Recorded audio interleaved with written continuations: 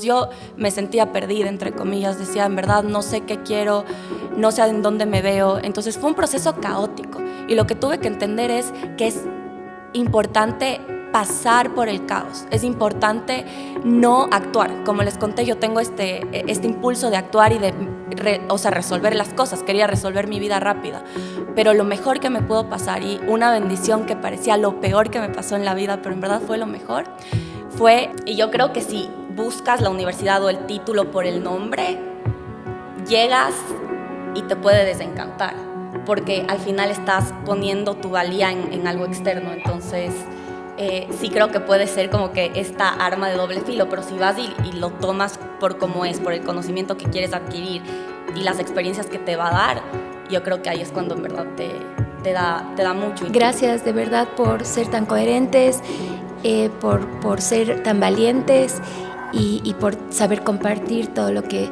Dios les ha dado. Ale y Vane Peña, hermanas gemelas que comenzaron su vida juntas. Son economistas, emprendedoras y visionarias. La vida las puso en lugares distintos cuando decidieron encontrar su propósito y seguir con sus sueños.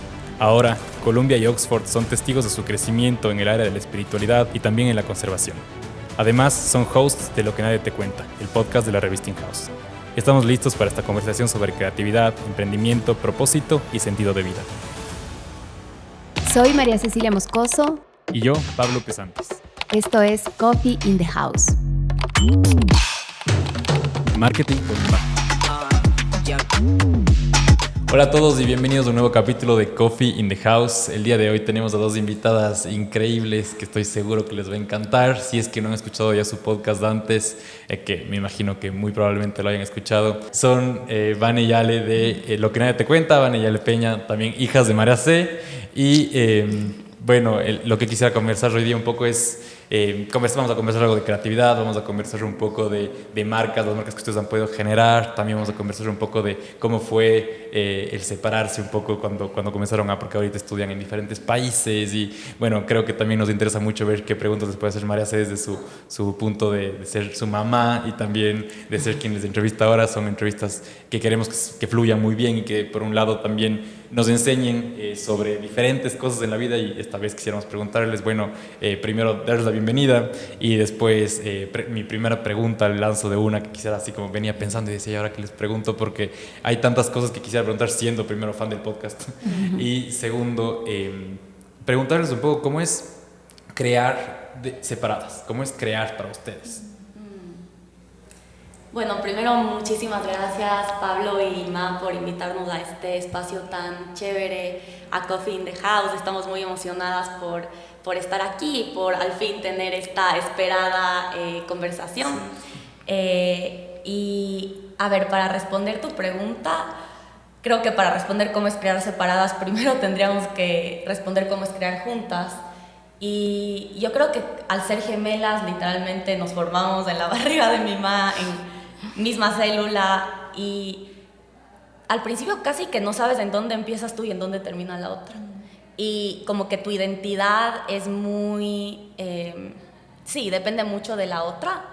Y yo creo que al principio creábamos las dos siempre juntas y siempre era como que... Yo creo que nunca nos imaginábamos hace unos 10 años una posibilidad en la que tú estés en...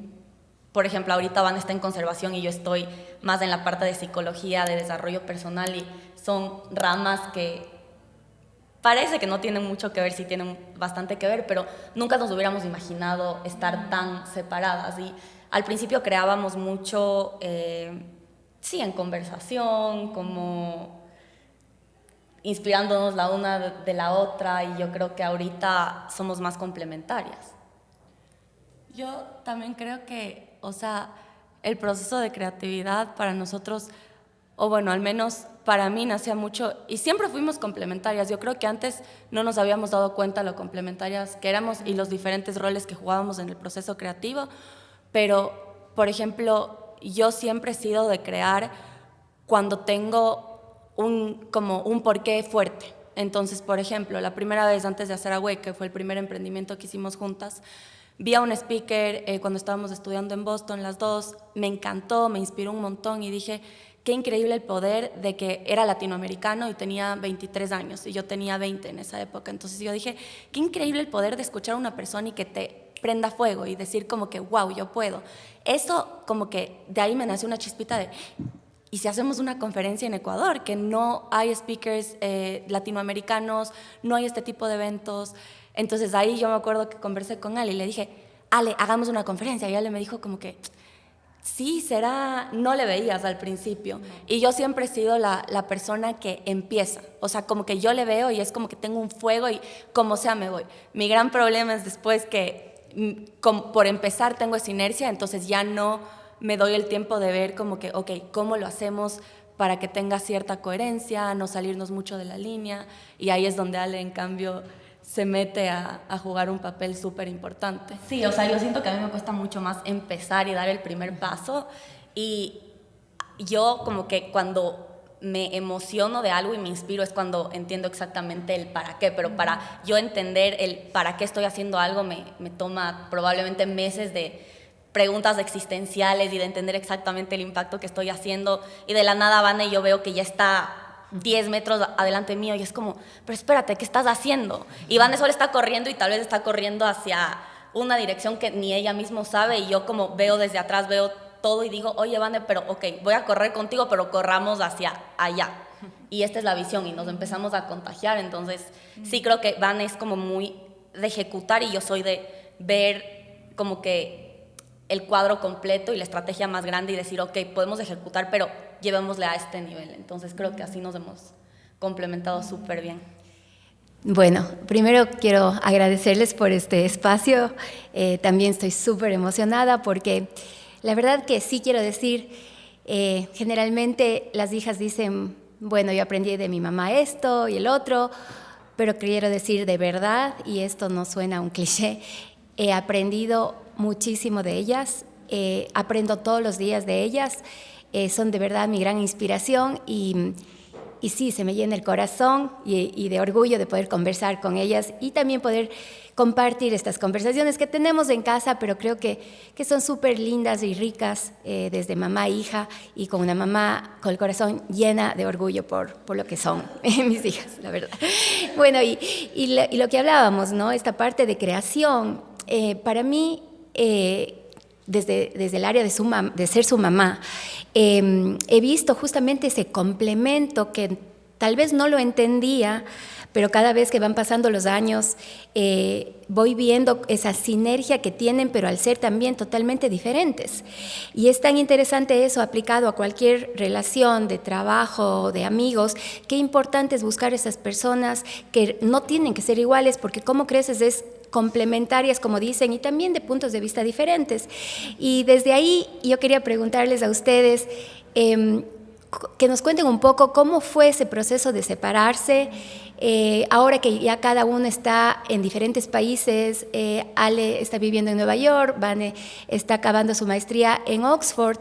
Quisieran que nos cuenten, para quienes nos escuchan, y cuando les necesiten separarse de alguien, cuéntenos un poquito cómo fue esa trayectoria y cómo se sienten ahora. O sea, fue un proceso, la verdad, súper duro, que empezó justo en la pandemia. Hasta ese punto, Ali y yo habíamos hecho todo juntas, nos graduamos de economistas juntas, del mismo emprendimiento, todo al punto que la gente realmente cuando te habla en conjunto, las gemelas, ustedes.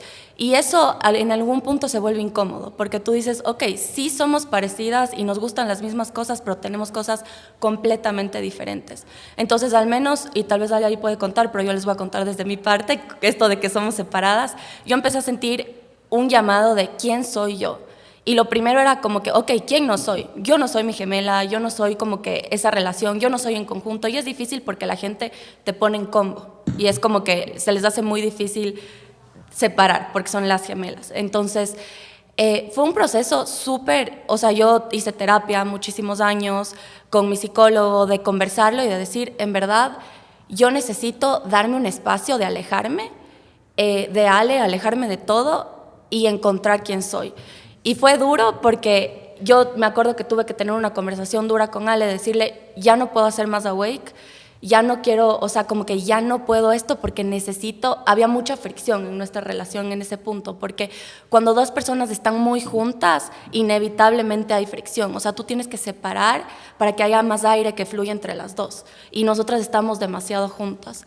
Y me fui a vivir a Quito, y me acuerdo que tuve una conversación con Ale y fue como que te escribí una carta, justo el otro día leí, era una carta como de 3 páginas, explicándole por qué lo estoy haciendo. Mi miedo más grande era perderle.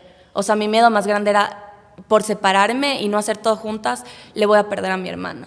Y mi miedo más grande también, como habíamos hecho todo juntas, era ¿qué tal si yo soy un fracaso?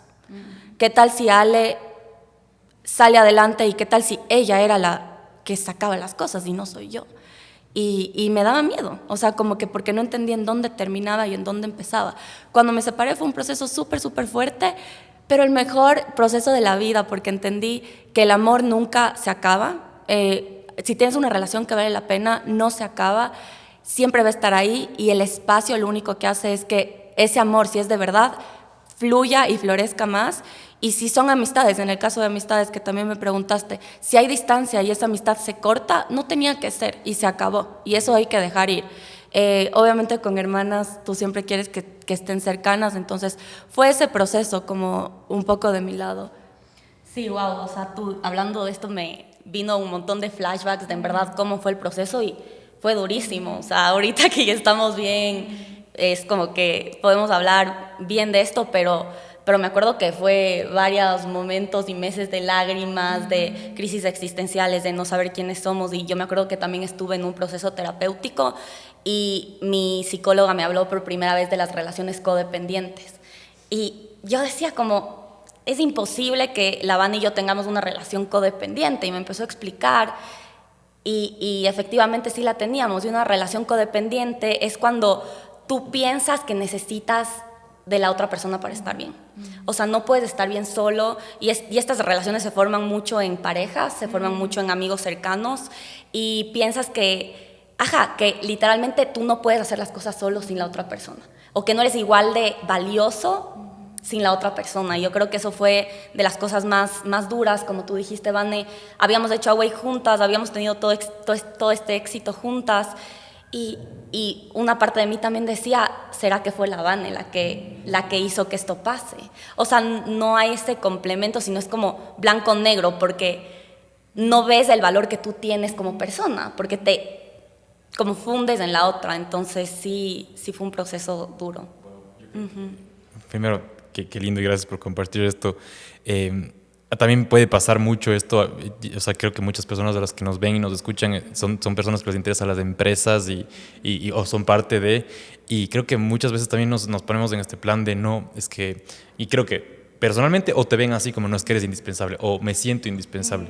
Y a ver, es lindo que te quieran. Ir también a alguien. Exacto. Que pienses, y ahora si mi empresa no funciona porque se te va el número 1, digamos, son también esas mismas preguntas que aplican, ¿no? Sí, y creo que el soltar da espacio a crecer, y también saber que soltar no es te suelto para siempre, muchas veces es te suelto por un tiempo, nos damos espacio, y aquí nada más para preguntarles primero como la etiqueta de ser gemela, ¿qué te dice? Y si es que en algún punto eso cambió y ahora dices mi hermano, no dices mi gemela, o alguna vez se decían, o sea, ¿cómo es la etiqueta el momento en el que ya comienzas a hablar de una separación?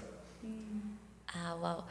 Sí, yo creo que el ser gemela es una identidad en sí, y a la gente le da mucha curiosidad también, como entonces ya como que ven gemelas y de una el cerebro compara y simplifica simplemente para ahorrar energía. Entonces si ves 2 gemelas, lo primero que vas a hacer es comparar. Entonces siempre eso fue súper duro. Desde chiquitas crecíamos y era a ver, ¿quién es la más alta? ¿Quién es la mal genia? ¿Quién es la gorda? ¿Quién es la flaca? ¿Quién es la buena? ¿Quién es la mala? ¿Quién es la inteligente? O sea, era como que hay esta necesidad de categorizar y de como que entender las diferencias, y eso te puede llegar a afectar un montón, y yo creo que sí nos llegó a afectar en una parte, pero también te da mucha visibilidad, y también puede ser una mega como ventaja. Cuando hacíamos Awake, el hecho de ser gemelas, de estar haciéndolo juntas, como llama mucho la atención también.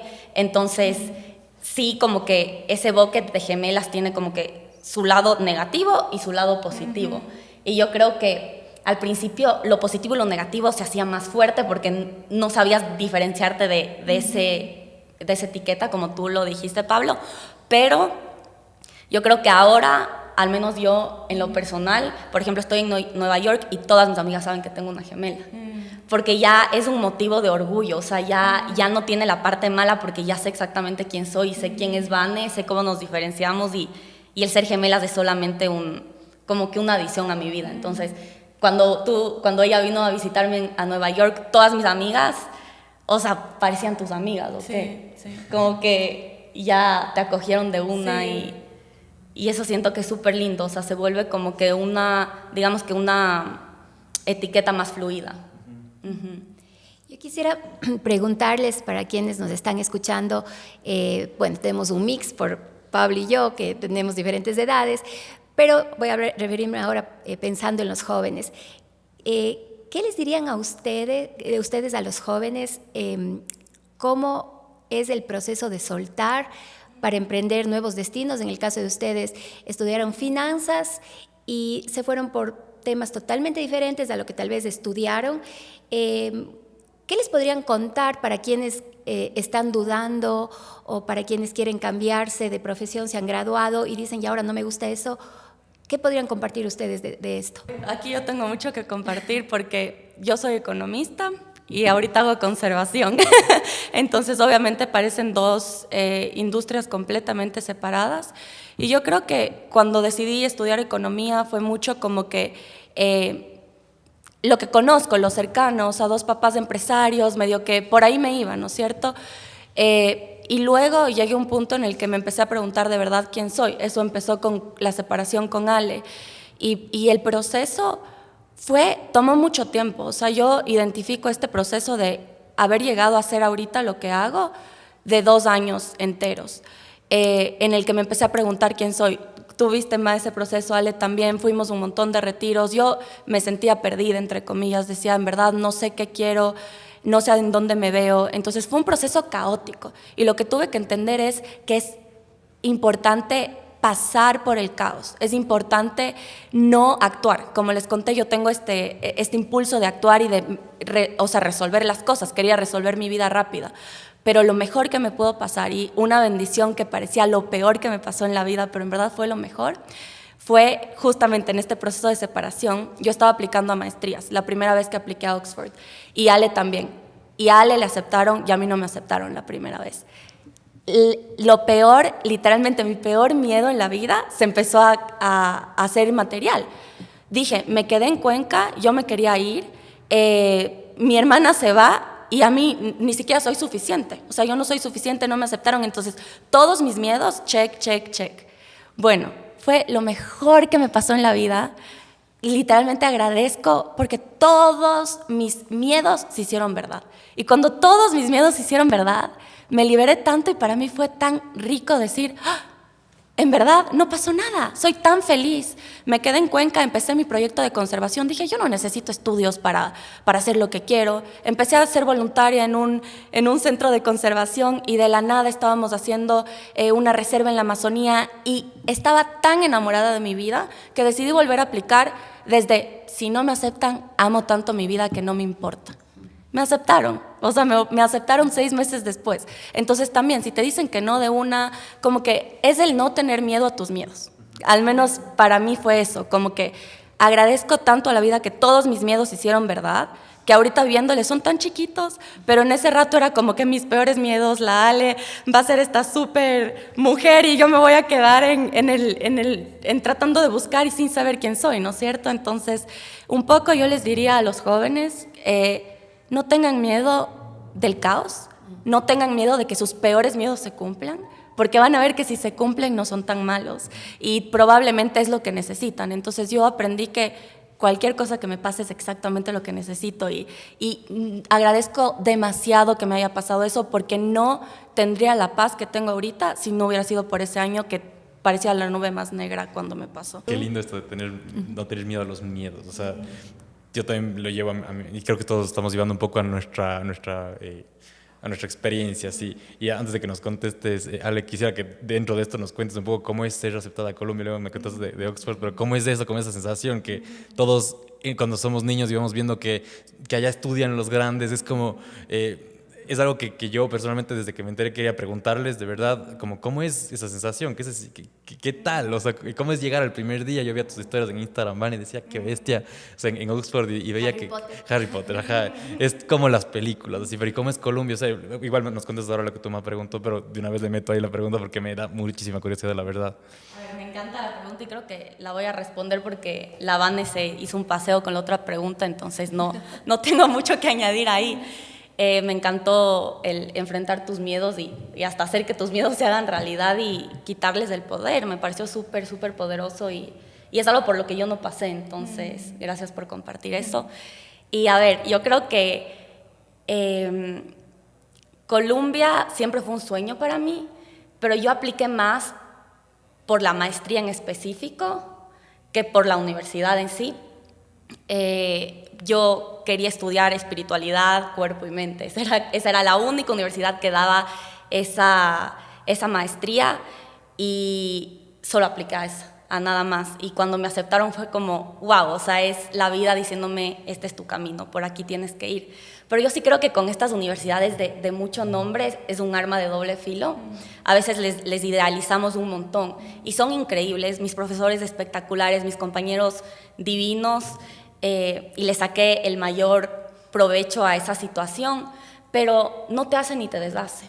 Y yo creo que si buscas la universidad o el título por el nombre, llegas y te puede desencantar, porque al final estás poniendo tu valía en algo externo. Entonces, sí creo que puede ser como que esta arma de doble filo, pero si vas y lo tomas por cómo es, por el conocimiento que quieres adquirir y las experiencias que te va a dar, yo creo que ahí es cuando en verdad te da mucho. Y no sé, Vane, tú creo que tuviste una experiencia similar con Oxford. Sí, o sea, yo también, siempre fue mi sueño y llegar allá, en verdad, sí es como en las películas, parece Harry Potter. Justo me tocó porque te dividen en colegios, justo me tocó en el que filmaron Harry Potter, entonces yo tengo las cenas todos los días ahí.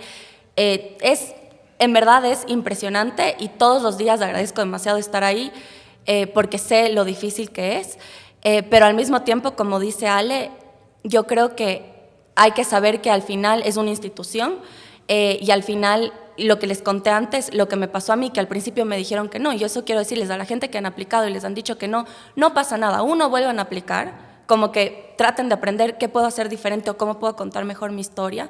Y dos, si llegan a estar allá, como dijo Ale, increíble, sáquenle el provecho, pero utilicen la universidad y no dejen que la universidad les utilice, porque con estas universidades que tienen muchísimo nombre, lo que pasa es que termina siendo parte de un sistema bastante fuerte. Entonces, si tú no entiendes como que quién eres y por qué estás ahí, es muy fácil que te jale y que te lleve tal vez a un camino que digas, y yo tal vez no quería hacer esto. Entonces, yo diría a las personas que están en ese proceso, conózcanse bien antes qué les gusta, qué les mueve.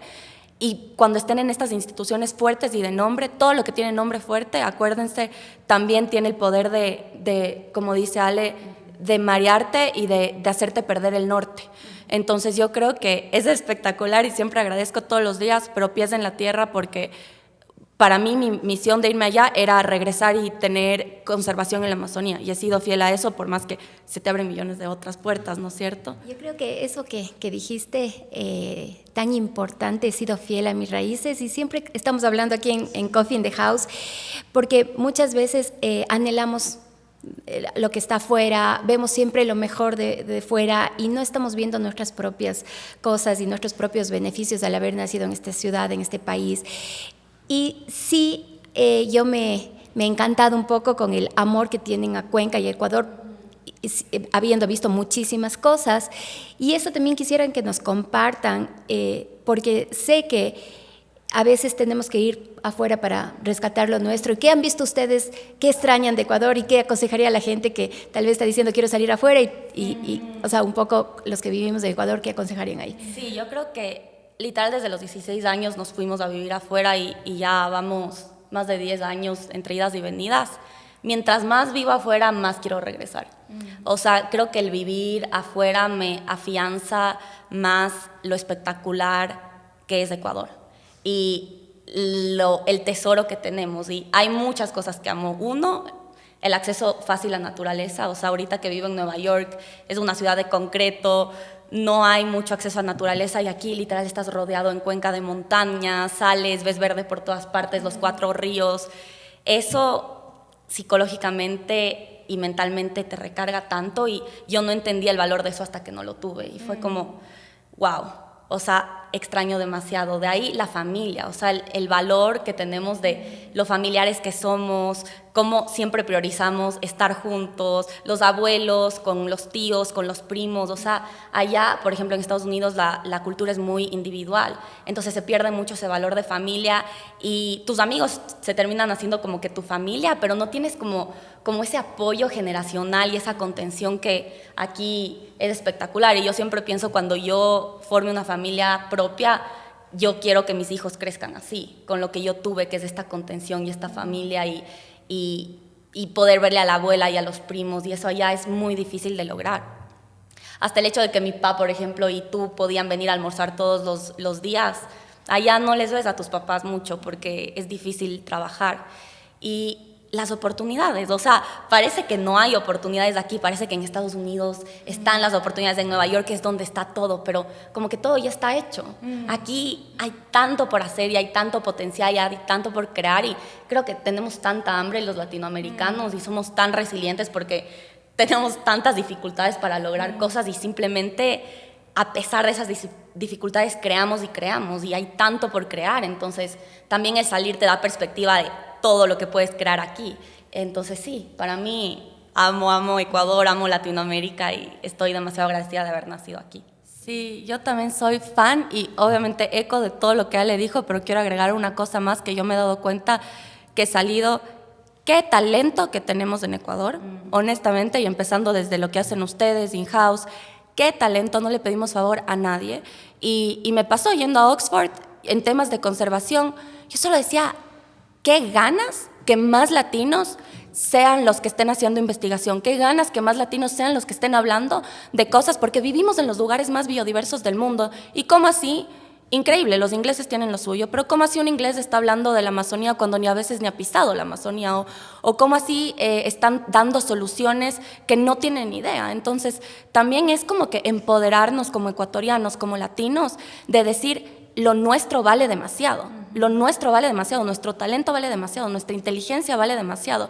Y yo sé que siempre lo hablo con una amiga que estamos las dos en Oxford, ella es colombiana, y siempre decimos, o sea, fue increíble llegar hasta acá para darnos cuenta el talento y la capacidad que tenemos. Y probablemente, chévere el título de Oxford, me han enseñado un montón, pero ese talento y esa capacidad ya estaba incubado por este país. Y allá simplemente se abrieron puertas. Y así le veo yo, y esa es la realidad. Entonces, no esperemos para que algo de afuera, una institución o algo, nos dé la validez que ya tenemos por ser como somos, o sea, y para mí eso es, o sea, solamente como ecuatorianos nos falta creernos que tenemos absolutamente todo, tenemos el mejor país del mundo, honestamente yo creo que tenemos el mejor país del mundo. Qué lindo escuchar eso y es muy motivante también. Hay tantas cosas que podemos ir rescatando de esta conversación que está siendo súper fructífera. Quisiera preguntarles algo que como cada una se dedica a cosas que al parecer son diferentes, pero que tienen ciertas cosas en común. Primero, ¿qué han encontrado de ustedes en lo que se han dedicado ahora? O sea, ¿qué encontraste en la conservación, qué encontraste en la naturaleza, o qué encontraste en la espiritualidad? Que nos puedan contar para que la gente que escucha pueda aplicar un poco esto en su día a día. O sea, porque habiendo escuchado el podcast, veo que hay muchísimas cosas que ustedes aprenden que nos sirve a todos. O sea, he compartido el podcast con personas y veo que es, oye, no, ya aplico eso, ya aplico lo. Entonces es súper chévere y también quisiera que la gente que esté escuchando este de aquí, que bueno, no es el único capítulo que vamos a grabar, van a encontrar otro en las redes y en el YouTube de Lo que nadie te cuenta, pero que nos cuenten un poco qué han encontrado de ustedes en esta nueva aventura que emprendieron solas. ¿Empiezo yo? Vale. Bueno, para mí, en verdad, hacer conservación en este momento es el resultado de literalmente mi búsqueda personal. Entonces, a mí siempre que me preguntan cómo un economista terminó haciendo conservación, mi respuesta es: la naturaleza me enseñó a ser yo otra vez. Y en verdad yo estaba muy metida en el hacer, en el día a día, y el espacio que me dio justo en Ecuador, haber estado simplemente parar un rato y volver a conectarme con la esencia del ser, porque la naturaleza tiene tiempos perfectos, es completamente desordenada, pero al mismo tiempo es perfecta y tiene un pulso de vida que es el pulso de vida del ser. Cuando estamos en el día a día y tratando de alcanzar cosas, nos olvidamos. Entonces, para mí llegó mucho literalmente me transformó. Y esa transformación se convirtió en amor, de decir, no puedo ver que no hayan más estos espacios para las futuras generaciones, porque siento que es lo que necesitamos como sociedad en este momento. Necesitamos acordarnos otra vez de quiénes somos. Y para mí no hay nada mejor que acordarnos de quiénes somos que conectarte con el mundo natural, porque ahí está la respuesta. Entonces, está muy relacionado con lo que hace Ale. Parece diferente, el mío se ve como conservación y tal vez estoy más en la parte técnica. Ahorita mi maestría es en conservación de la biodiversidad y es medición de la biodiversidad, trabajar con comunidades, que es espectacular, pero dentro de todo viene de esa esencia de que realmente como humanos necesitamos ir hacia allá. Y yo creo firmemente en eso, y como que no puedo dedicar mi vida a nada más que en verdad no sepa qué es lo que la humanidad necesita de verdad. Entonces, para mí la crisis de salud mental que tenemos ahorita es muy fuerte, y muchas de las respuestas están en esa reconexión con el paso natural de la vida. Literal, creo que es exactamente la misma respuesta. Parece diferente, pero se une. Se une y converge mucho, pero para mí también fue una respuesta a una búsqueda personal muy, muy, muy profunda. Y empezó mucho también con la crisis de salud mental. Veía los índices de depresión, los índices de suicidio, y también yo en lo personal me sentía súper desconectada, súper perdida, y decía, ¿cuál es la solución? Y empecé esta búsqueda personal y leyendo libros como Eckhart Tolle, haciendo meditación, conectándome más a esta parte espiritual, empecé como que a sanar y empecé a entender, hay algo aquí, yendo a la naturaleza, que la naturaleza y estar en la naturaleza te da esta conexión espiritual que hemos hablado mucho en el podcast. Y fue como, quiero dedicarle mi vida a lo que sé que nos va a hacer bien como humanidad. O sea, quiero dedicar mi vida entera a esto que sé que es el antídoto de muchos de los problemas que tenemos hoy como seres humanos. Y así fue como lo hice, y me ha retribuido demasiado en lo personal, porque siento que ahora tengo las herramientas para navegar este mundo que es súper caótico, y al final, sí, yo creo que las dos estamos aquí por algo muy, muy, muy como trascendental y personal. Sí, yo creo que, bueno, la conclusión, justamente todo el camino te lleva a la final hacia adentro y hace entender para qué viniste en esta vida.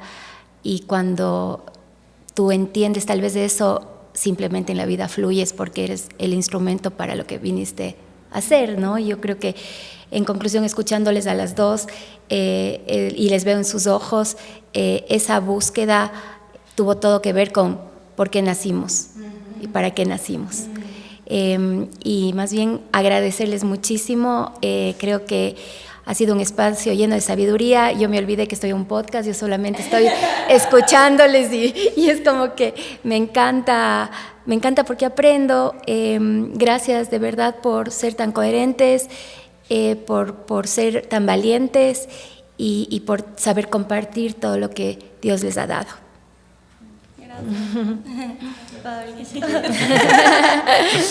Y no olviden que tenemos un capítulo más de esta conversación en las redes sociales y donde escuches sus podcasts favoritos en Lo que nadie te cuenta.